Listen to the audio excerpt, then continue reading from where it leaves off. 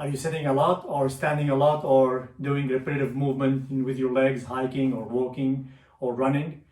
So what happens when you do that, hip flexors gets tight and that affects the lower back and creates lower back issues. So what we're gonna do is using 3.0 fascia edge massage recovery and rehabilitation tool.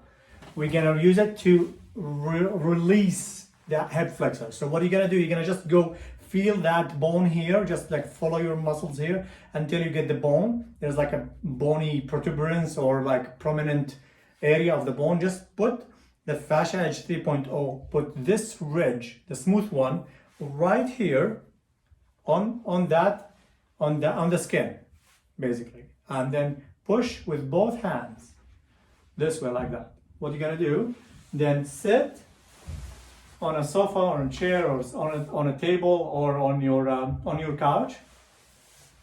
Bend your knee, keep pushing this, and then slowly go into a range of motion.